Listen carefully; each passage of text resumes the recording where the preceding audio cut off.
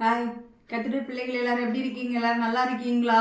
கர்த்தர் இன்னைக்கு கொடுத்த வேத வசனம் ஏசாயா 58ஆம் அதிகாரம் 1வது வசனம். சத்தமிட்டு கூப்பிடு, அடக்கி கொள்ளாதே. எக்காலத்தை போல் உன் சத்தத்தை உயர்த்தி என் ஜனத்துக்கு அவர்கள் மீறுதல்களையும் யாக்கோவின் வம்சத்தாருக்கு அவர்கள் பாவங்களையும் தெரிவி. இந்த வசனத்தை கொண்டுதான் என்னை கர்த்தர் என்னோடு கூட பேசினார். நம்ம இப்போ கிறிஸ்தவ சமுதாயத்துல நம்ம அதிகமான இந்த பாவத்தை குறித்து நமக்குள்ள இருந்து பரிசுத்த ஆவியான பாவத்தை குறித்து, நீதியை குறித்து, நியாயத்தீர்ப்பை குறித்து கண்டித்து உணர்த்துவார். ஆனா இந்த வசனம் என்ன சொல்றதுன்னா, சத்தமிட்டு கூப்பிடு, அடக்கி கொள்ளாத, எக்காலத்தை போல் உன் சத்தத்தை உயர்த்தி அப்படின்னு சொல்லி போட்டிருக்குது.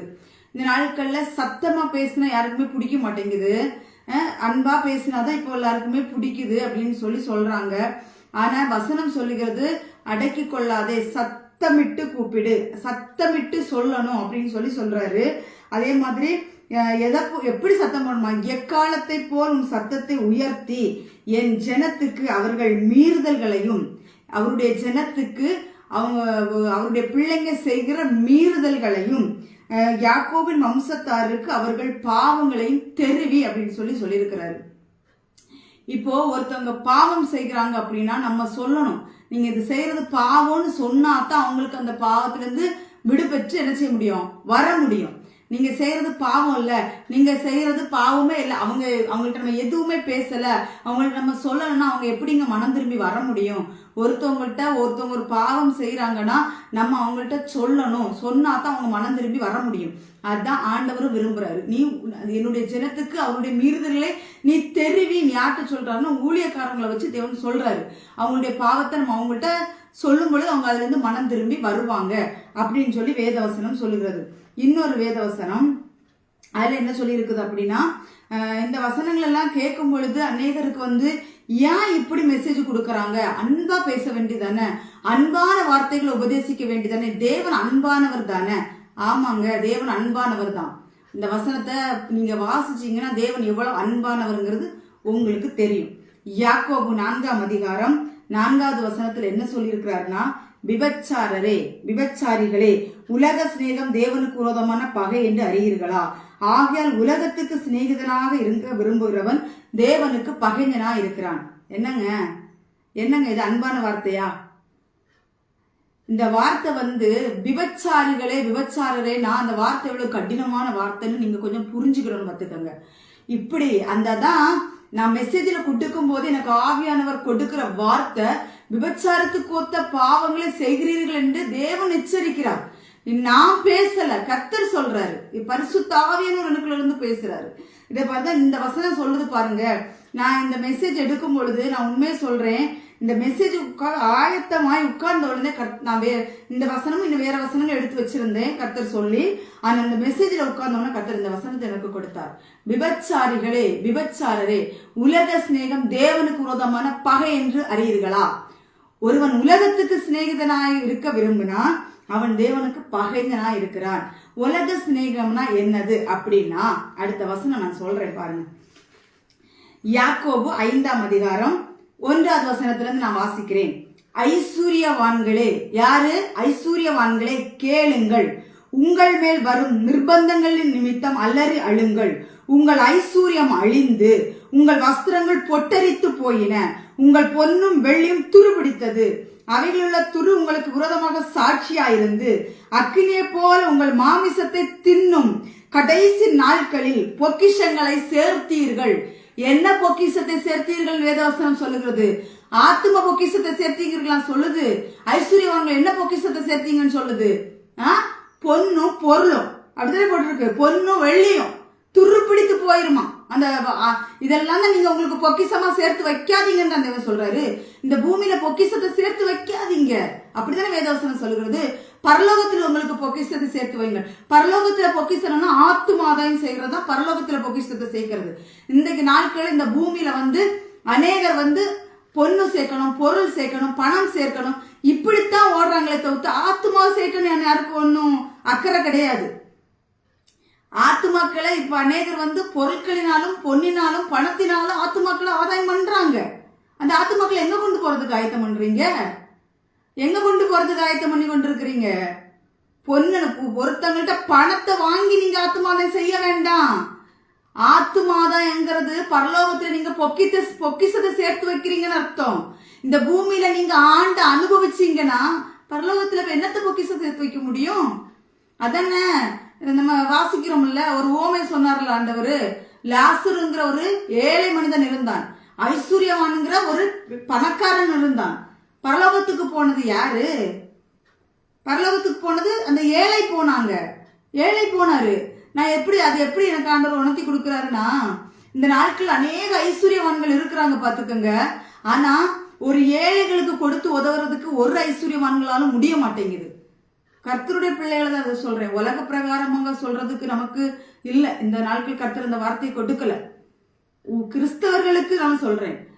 அநேகர் ஐஸ்வர்யவான்களா இருந்தாலும் சாப்பாட்டுக்கு வழி இல்ல, பிள்ளைங்களுக்கு ஏதாவது ஒரு காரியத்துக்காக இல்ல, எந்த ஒரு காரியத்துக்காக இல்ல எனக்கு பசிக்குது, எனக்கு சாப்பாட்டுக்கு இல்லைன்னு கேட்கறவங்களுக்கு நீ குட்டுக்கிறதுக்கு கிறிஸ்தவங்களுடைய கரங்கள் குறுக்கப்பட்டு இருக்கிறது. தான் வாழணுங்கிறதான அவங்களுடைய கான்செப்டை தவிர்த்து மற்றவங்களை வாழ வைக்கக்கூடிய இது கிடையாது. அந்த லாசரோட இருந்த அந்த ஐஸ்வர்யவான் என்ன பண்ணாருன்னா, அந்த ஏழை மனிதன் உணவு கொடுக்கறதுக்கு கூட அவரால் முடியாம ஆயிடுச்சு. அவர் எங்க போனாருன்னா, ஐஸ்வர்யமாய் சுகபோகமாய் வாழ்ந்து கடைசியில நரகத்துக்கு போனாருன்றிருக்கு, பாதாளத்துக்கு போனார். ஆனா அந்த ஏழையாய் பரிதவிக்கப்பட்ட லாசரு எங்க போனார்னா, ஆபிரகாமுடைய மடியில கொண்டு போக விடப்பட்டாருன்னு இருக்குது. இந்த நாட்களில ஐஸ்வர்யவான்களா இருக்கிறவர்களே உங்களுக்கு ஐயோ! வேதவசனம் சொல்லுகிறது ஐஸ்வர்யவான்கள் பரலோக ராஜ்யத்தை சுதந்திரிக்க முடியாது. வேதவசனம் சொல்லுகிறது. ஒரு ஐஸ்வர்யவான் தேவனிடத்தில் கேட்கிறான், நான் பரலோக ராஜ்யத்தை சுதந்திரத்துக்குள்ள நான் என்ன செய்ய வேண்டும்? அப்ப ஆண்டவர் சொல்றாரு, எல்லா கற்பனைகளை கை கொண்டு, எல்லாமே சிறு வயதிலிருந்து கை கொண்டு வருகிறேன். ஆனால் உன்னிடத்தில் ஒரு குறை உண்டு. உனக்கு உண்டானவைகளை விட்டு தரித்திரருக்கு கொடு, பின்பு உன் சிலுவை எடுத்துக்கொண்டு என்னை பின்பற்றி வா என்று சொல்கிறார் ஆண்டவர். சிலுவை எடுத்துக்கொண்டு பின்பற்றணும். இந்த நாட்கள் ஐஸ்வர்யமாய் வாழ விரும்பாதீங்க. தேவனுக்காய் சிலுவை எடுக்க பிரயாசப்படுங்கன்னு தான் தேவன் சொல்லுகிறார். விபச்சாரிகளை உலக சினம் தேவனுக்கு உறவான பகை என்று எச்சரிக்கிறார். இன்னைக்கு நாங்க கடிந்து கொண்டா பிடிக்க மாட்டேங்குது யாருக்கும். நீ இதை சொல்ல நீ யாரு? நான் கர்த்தருடைய பிள்ளை, அவருடைய அதிகாரத்தை பெற்றிருக்கிறேன். இதை சொல்றதுக்குள்ள அதிகாரத்தை நான் பெற்றிருக்கிறேன். எல்லாரும் இப்படி சொல்லிட்டு போக முடியுமா? முடியாது. தேவன் அனுமதித்தால் ஒளிய யாராலும் இப்படி சுவிசேஷம் சொல்ல முடியாது. ஒவ்வொருவருக்கும் ஒவ்வொரு பங்கை தேவன் கொடுத்து சுவிசேஷம் அறிவிக்க வைத்திருக்கிறார். எனக்கு இப்படி கடிந்து கொன்ற உபதேசம் தான் சொல்ல வைத்திருக்கிறார். என்னால் எனக்கு அன்பாய் பேச தேவன் வார்த்தை கொடுத்தார், அன்பாய் பேசுவேன். கர்த்தர் இப்போ எனக்கு கொடுத்திருக்கிற வார்த்தை இதுதான். ஐஸ்வர்யவான்களே, தேவனுடைய ராஜ்யத்துக்குள் நீங்கள் பிரவேசிக்க முடியவே முடியாது. உங்களுக்கு உள்ளதை விட்டு தரித்திரருக்கு கொடுங்கள். எத்தனை தரித்திரர்கள் இருக்காங்க, ஒருவேளை சாப்பாடு இல்லாம இருக்காங்க, அவங்களுக்கு கொடுங்கள் தேவன் சொல்லுகிறார். அதே மாதிரி தான் அநேக காரியங்களை என்ன சொல்றது, நம்ம இப்போ நமக்கு எதிராக நம்ம பக்கத்து வீடா கூட இருக்கலாம், இல்ல நம்ம குடும்பத்துல கூட இருக்கலாம், நம்ம சபையில கூட இருக்கலாம். அநேகர் ரொம்ப கஷ்டப்பட்டுட்டு இருப்பாங்க. ஒருவேளை சாப்பாட்டுக்கு இல்ல, பிள்ளைங்களால் கைவிடப்பட்டவங்க இருப்பாங்க. பிள்ளை கணவன் இல்ல மனைவி யாரும் இறந்தவங்க தனிமையில கூட இருப்பாங்க. தயவு செஞ்சு சொல்றேன், அவங்களுக்குலாம் நீங்க உதவி பண்ணுங்க. உதவி பண்ணி அவங்களுடைய ஆசீர்வாதம் அவர்களுக்கு நீங்கள் கொடுக்கிற ஆசீர்வாதத்தை தேவன் உங்களுக்கு கொடுப்பார். தேவன் உங்களுக்கு கொடுப்பார். ஒருவேளை சாப்பாடு வாங்கி கொடுங்க. அவங்களுக்கு காசு பணம் இல்லையா, அவங்களுக்கு ஹெல்ப் பண்ணுங்க. நீங்க உங்க கர்த்தர் கொடுக்கிற காசு, அது சரி, காணிக்க காசோ தசமபாக காசோ ஏதோ ஒரு காசு தேவன் கொடுக்கிறார். நீங்க என்ன பண்றீங்க? அந்த காசை வச்சு நீங்க என்ன பண்றீங்க? ஒரு கணம் நீங்க யோசிச்சு பாக்குறீங்களா? எவ்வளவு துணிகரமா நீங்க பண்ணிட்டு இருக்கிறீங்க. எனக்கு நான் எல்லாரையும் சொல்லல, இப்படி பண்றவங்களத்தான் நான் சொல்றேன். நான் ஒண்ணு சொல்லட்டா, இந்த வார்த்தை யாருக்கு குத்தப்படுகிறதோ அந்த வார்த்தையை அவங்களுக்கு தான் நீங்க எடுத்துக்கணும். அந்த வார்த்தையை நீங்க என்ன வேணாலும் நினைச்சிட்டு போங்க, என்ன வேணாலும் பேசிக்கங்க, அதை பரிசுத்த ஆவியானவர் பார்த்துக்கொள்வார். ஒருவன், நான் இன்றைக்கு நாட்கள்ல நான் கர்த்தருடைய வார்த்தையை பரிசுத்த ஆவியானுடைய ஏவுதலின்படி நான் பேசிக் கொண்டிருக்கிறேன். ஒருவன் எந்த ஒரு பாவம் செய்தால் அவனுக்கு மன்னிக்கப்படும். பரிசுத்த ஆவிக்குறதும் ஒருவன் பாவம் செய்தார், ஆனால் அது இன்மையிலும் மறுமையிலும் அவனுக்கு மன்னிக்கப்படாதிருக்கும் என்று வேதவசனம் சொல்லுகிறது. அதனால உலகத்துக்கு சிநேகிதனா இருக்க விரும்புகிறவன் தேவனுக்கு பகைஞனா இருக்கிறான். உலகத்துக்கு ஒத்த வேஷம் நீங்க தரிக்காதீங்க. அப்படியே நல்ல ஜெபம் பண்றது, நல்ல வேதம் வாசிக்கிறது, இப்படி எல்லாம் இருந்தா பரலோகத்துக்கு போலான்னு நினைச்சிட்டு இருக்கிறீங்களா? கிடையவே கிடையாது. நம்ம உள்ளான இருதயம் வெளிப்பிரகாரமான காரியங்கள் எல்லாவற்றையும் நம்ம பரிசுத்தமா இருந்தால் மட்டும்தான் தேவனுடைய ராஜ்யத்துக்குள்ள பிரவேசிக்க முடியும். தேவன் சொல்லிட்டாரு, ஏசாயா 58ஆம் அதிகாரத்துல சொல்லிட்டாரு, சத்தமிட்டு கூப்பிடு, என்னை சத்தமிட்டு பிரசங்கிக்க வைத்திருக்கிறார். அதனால நான் சத்தமிட்டு கம்பியிருக்கிறேன், சத்தமிட்டு பேசுகிறேன். கேட்க மனதா இருக்கிறவர்கள் கேளுங்கள், காதுலவன் கேட்க கடவன். உங்களுக்கு விருத்த சேதனம் உள்ள காதல் தான் நீங்கள் கேளுங்கள். இல்லையா வீடியோ ஆஃப் பண்ணிட்டு போங்க. உங்களுக்கு உலக பிரகாரமா எத்தனையோ காரியங்கள் இருக்கு. இந்த மெசேஜ் கேட்க முடியலையா? எவ்வளவோ காரியங்கள் யூடியூப்ல வந்துட்டு இருக்கு, போங்க போய் கேளுங்க. இதை கேட்கறதுக்கு தேவன் யாரை அனுமதித்து இருக்கிறாரோ இந்த வார்த்தை அவர்கள் கேட்பார்கள், கேட்டு மனம் திரும்புவார்கள். உங்களுக்கு பிடிக்கலனா ஆஃப் பண்ணி வச்சுட்டு போயிட்டே இருங்க. அது உங்களுடைய விருப்பம். சொல்றதும் நான் சொல்றது என்னுடைய கடமை, கேட்கறதும் கேட்காததும் உங்களுடைய கடமை. அதான் திருப்பியும் தேவன் சொல்லுகிறார், என் ஜனத்துக்கு அவர்கள் மீறுதல்களையும் யாக்கோவின் வம்சத்தாருக்கு அவர்கள் பாவங்களையும் தெரிவின்னு சொல்லிட்டார். நான் தெரிவிக்கிறேன். கர்த்தர் அதுக்காக தான் என்னை தெரிந்தெடுத்திருக்கிறார். நான் இந்த காரியத்தை சொல்லக்கூடியது என்னுடைய கடமை. கர்த்தர் அழகாக இதை விட என்னங்க வேணும்? எவ்வளவோ பெரிய வார்த்தை பாருங்க. அந்த வார்த்தை, விபச்சாரரே விபச்சாரிகளே, உலக சிநேகம் தேவனுக்கு விரோதமான பகை என்று அறியீர்களா? ஒருவன் உலகத்துக்கு சிநேகிதனாயிருக்க விரும்பினால் அவன் தேவனுக்கு பகைஞனாயிருக்கிறான் என்று வேதவசனம் சொல்கிறது. இன்னொரு வார்த்தையும் கூட அவர் எனக்கு உணர்த்தி கொடுத்தார். மத்தேயு 7ஆம் அதிகாரம் 21வது வசனம், பரலோகத்தில் இருக்கிற என் பிதாவின் சித்தத்தின்படி செய்கிறவனே பரலோக ராஜ்யத்தில் பிரவேசிப்பானே அல்லாமல் என்னை நோக்கி கர்த்தாவே கர்த்தாவே என்று சொல்கிறவன் அதில் பிரவேசிப்பதில்லை.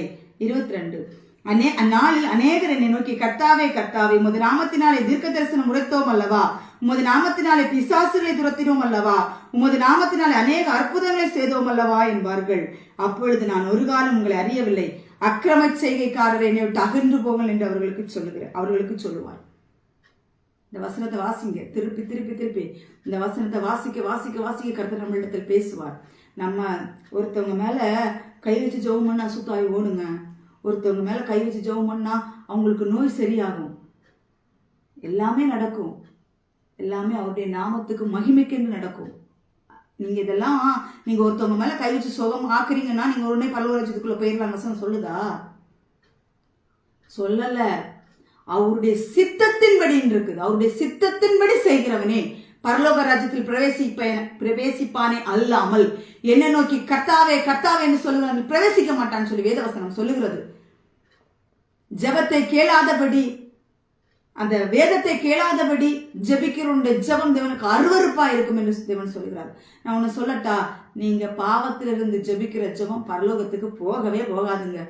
நீங்க எத்தனை நாள் உபவாசம் போடுங்க, எத்தனை நாள் முழங்கால் நின்று ஜெபிங்க, எத்தனை நாள் ஜெபிங்க, இந்த பரலோகத்துக்கு ஜெபம் போகாதுங்க. உங்க உள்ளம் தூய்மை ஆகாத பட்சத்தில் நீங்க ஏறெடுக்கிற ஜெபம் பரலோகத்துக்குள்ள போகாது. நீங்க என்னமோ மண்டிட்டு போடுங்க, பரலோகத்துக்குள்ள போகாது. பிசாசு வேணா அற்புதம் செய்வான், தேவனுடைய செவி அடைத்து போகும். கேட்க மாட்டாரு, அவரு ஜெபத்தை கேட்க மாட்டாரு. நீங்க பரிசுத்தமா இருந்து ஜெபம் பண்ணுங்க. பழைய ஏற்பாட்டு பரிசுத்தவான்களா இருக்கட்டும், புதிய ஏற்பாட்டில் உள்ள பரிசுத்தவான்களா இருக்கட்டும், தன்னுடைய பாவத்தை தேவனிடத்தில் அறிக்கையிட்டார்கள். அறிக்கையிட்டதுக்கு பிறகுதான் அவருடைய ஜெபம் கேட்கப்பட்டது. பரிசுத்தமா வாழ்ந்தால் மட்டும்தான் ஜெபம் கேட்கப்படும். அவர் தான் அற்புதம் செய்கிற தேவன். அந்த கர்த்தருடைய பிள்ளைகளுக்கு நான் ஒண்ணு சொல்லட்டா, பிசாசு ஆசீர்வாதத்தை கொடுப்பான் தெரியுமா? பிசாசு ஆசீர்வாதத்தை கொடுப்பான். அவன் கொடுக்கிற ஆசீர்வாதம் நிலையானதா இருக்காது, அழிந்து போகிறதா இருக்கும்.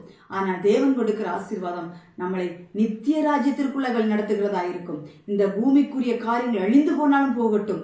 அதான் யோபு சொல்றாரு, நான் நிர்வாணியாய் வந்தேன், நான் நிர்வாணியாய் இடத்துக்கு போவேன். கர்த்தர் கொடுத்தார், கர்த்தர் எடுத்தார், கர்த்தருடைய நாமத்துக்கு ஸ்தோத்திரம் என்றான் இருக்கு வசனம். நம்ம இந்த பூமியில நம்ம எதை என்ன கொண்டு வந்தோம்? ஒண்ணுமே கொண்டு வரல. இப்ப நம்மளை தெரிந்தெடுத்திருக்கிறார். எதுக்காக? ஆத்தும ஆதாயம் செய்கிறதுக்காக நம்மளை தெரிந்தெடுத்திருக்கிறார். உலகத்தில் அன்பு கூறுவதற்காக அல்ல. உலகத்தில் அன்பு கூறுகிறவன் உலகத்தான். கர்த்தரை அறியாதவர்கள் உலகத்தில் அன்பு கூர்ந்து கொண்டிருக்கிறார்கள். அவர்கள் கூர்ந்துட்டு இருக்கட்டும். நம்ம எதுக்காக தெரிந்தெடுத்தாரு? சபைக்குள்ள கண்ட அருவறுப்புகள் நாட்கள் நடந்துட்டு இருக்குது. என்னென்ன அருவறுப்புகள் ஆலயத்துக்குள்ள நடந்துட்டு இருக்குது. இன்றைக்கு ஆலயத்துல கொஞ்சம் கூட்டமா இருக்கிற மக்கள் கூட்டத்தில் நீங்க போய் உட்கார்ந்து பாருங்க. உட்கார்ந்தா அவங்க மேல இடிச்சிடக்கூடாது, லேசா போட்ட இப்படி ஒரு முறையில் இதெல்லாம் தேவன் அருவருக்கிறாரு. சபைக்குள்ள உபவாசம் ஜெபம்னா ஐயோ அவங்கள போல பக்தியா ஜெபிக்கிறதுக்கு யாருமே கிடையாது. அப்படி ஜெபம் பண்ணுவாங்க. ஆனா வெளியில வந்து அவளை கெடுத்து அவனை கெடுத்து இவனை கெடுத்து அவளை கெடுத்து கோல் சொல்லுகிறது. அருவருப்பு பண்ணி கொண்டிருக்கிறீங்க. சபைக்குள்ள இதெல்லாம் நடந்துட்டு இருக்கிறது. கர்த்தர் அருவருக்கிறார் இந்த காரியத்துல. சபை பக்தி விருத்திக்கான இடம். உலகத்துல இருந்த பாவத்துக்கு மரித்து கிடந்த நம்மளை பரிசுத்தப்படுத்தி தேவன் ஆலயத்துல எதுக்கு வைத்திருக்கிறார்? உலகத்தார் பண்றது போல நம்ம பண்றதுக்கா? இல்ல. வேர் பிரிக்கப்பட்டவர்கள் நம்ம வேர் பிரிக்கப்பட்டு உலக சிநேகத்துக்கு மரித்து தேவ சாயலை நம்ம உருவாக்கப்பட்டு இருக்கிறோம். தேவனுடைய சாயலை நம்ம உலகத்துக்கு காட்ட வேண்டும். இன்னைக்கு யாரு காட்டுறா உலகத்துக்கு? உலகத்துக்கு தன்னை வெளிப்படுத்தணும். அந்த ஆசைதான் மக்களுக்கு இருக்குது. நம்ம உலகத்துக்கு வெளிப்படுத்தணும். நம்ம அழகு வெளிப்படணும். நம்ம மாமிசம் வெளிப்படணும். நம்ம பெருமை வெளிப்படணும். நம்மளுடைய பட்டம் வெளிப்படணும். நம்ம பணம் வெளிப்படணும். பொருள் வெளிப்படணும். இதெல்லாம் தேவன் வெறுத்தாரு இல்லையா? நான் ஒன்னே சொல்லட்டா, ஆண்டவர் வந்து இந்த பூமியில அற்புதம் செய்தாரு. அற்புதம் செய்யும் பொழுது எல்லா ஜனங்களும் வந்து அவர் என்ன செஞ்சாங்கன்னா உயர தூக்கி வைத்து பார்த்தாங்க. எனக்கு ஆண்டு இயேசு கிறிஸ்து செய்தது என்ன? அவர்களை விட்டு விலகி போனாருன்னு இருக்கு வேதவசனம். விலகி போகணும். ஒருத்தன் நான் உண்மையாக சொல்லட்டா, எந்த ஒரு ஊழியக்காரங்களா இருக்கட்டும், எந்த ஒரு விசுவாசிகளா இருக்கட்டும், ஒருவன் உங்களை கனப்படுத்துகிறானா அவன் உங்கள் கால்களுக்கு வலைய விரிக்கிறான் என்று அர்த்தம். உங்களை கண்ணில சிக்க வைக்க போறான்னு அர்த்தம். உங்களை நரகத்துக்கு நேராக அவன் வழிநடத்த போகிறான் என்று அர்த்தம். ஒருவன் உங்களை கனம் பண்ண வந்தால் இல்லை. ஒரு இதிலே நான் மெசேஜ் கேட்டனா இல்ல ஒரு புக் படிச்சனான்னு தெரியல. அதுல ஒரு பரிசுத்தவான் செய்தி கொடுத்து விட்டு இறங்கி பலிபிடத்தை விட்டு இறங்குகிறாராம். அப்போ ஒரு மனிதன் ஓடி வந்து சொல்கிறாராம், நீங்கள் கொடுத்த செய்தி நல்லா இருந்தது என்று. அப்ப இவர் சொன்னாராம், உனக்கு முன்பாகவே ஒருவன் வந்து என்கிட்ட சொல்லி போயிட்டான் அப்படின்ட்டு. இல்லையே, உங்கள்ட்ட யாருமே பேசலையே, நான் தானே பேசினேன். உங்கள்ட்ட இதுக்கு முன்னாடி யாருமே பேசல. இல்லை, இதுக்கு முன்னாடி சாத்தான் வந்து நின்று பேசிட்டு போயிட்டான். பெருமை நாவையை கொண்டு வருவான். அதுதான் கண்ணில் விழ வைக்கிறது. பாஸ்டர், நீங்க கொடுத்த செய்தி இன்னைக்கு பலமா இருந்துச்சு, வல்லமையா இருந்துச்சு. உங்களை போல யாரும் மெசேஜ் கொடுக்க முடியாது பாஸ்டர். உங்க கால்களுக்கு வலைய விரிக்கிறான்.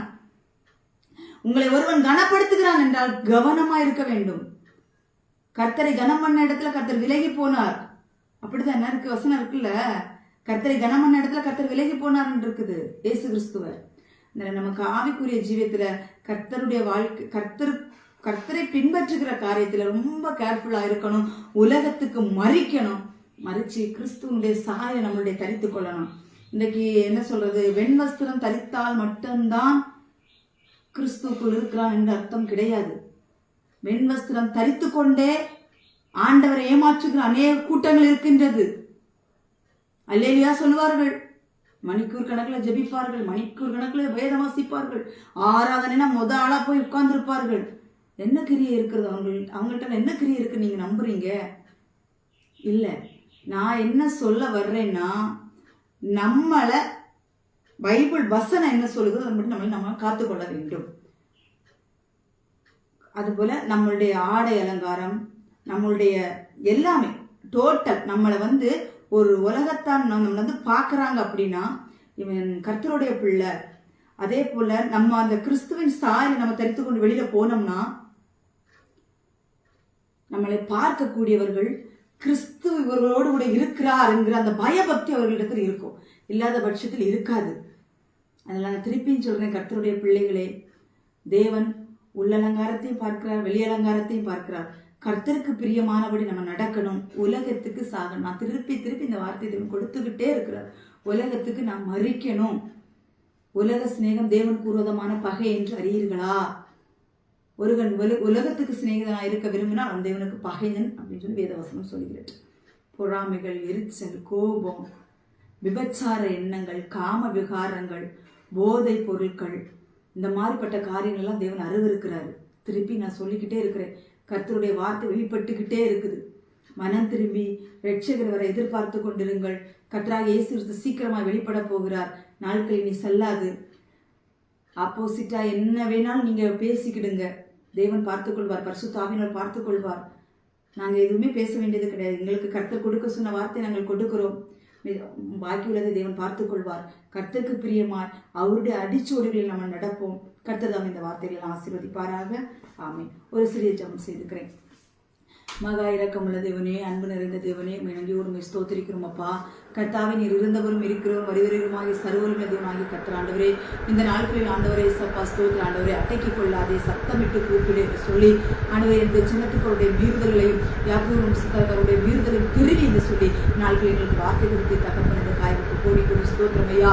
ஆண்டவரே ஸ்தோத்திர ஆண்டவரே, ஸ்தோத்திர ஆண்டவரே, கடைசி நாட்கள் அப்பா ஆண்டவரே ஸ்தோத்திர ஆண்டவரே, ஆண்டவரே ஸ்தோத்திர அப்பா. உங்களுடைய நாமத்தினால் அற்புதங்கள் அதிசயங்கள் நடக்கும் அப்பா. ஆனாலும் அற்புதங்கள் அதிசயங்கள் நடக்கிறதுனால பரலோக ராஜ்யத்துக்குள்ள வர முடியாதப்பா. உம்முடைய சித்தத்தின்படி நாங்கள் செய்தால் மட்டும்தான் நம்முடைய ராஜ்யத்துக்குள்ள நாங்கள் வர முடியும் அப்பா. உம்முடைய சித்தத்தின்படி நாங்கள் செய்ய எங்களுக்கு பலன் தாருங்க தகப்பனே. விபச்சாரரே, தேவ உலக சிநேகம் தேவனுக்குமான பகை என்று அறிவீர்களா என்று சொல்லி இந்த நாட்கள் எங்களை வச்சிருக்கீங்க ராஜா. அதற்காக உங்களுக்கு ஸ்தோத்திரம் ஆண்டவரே.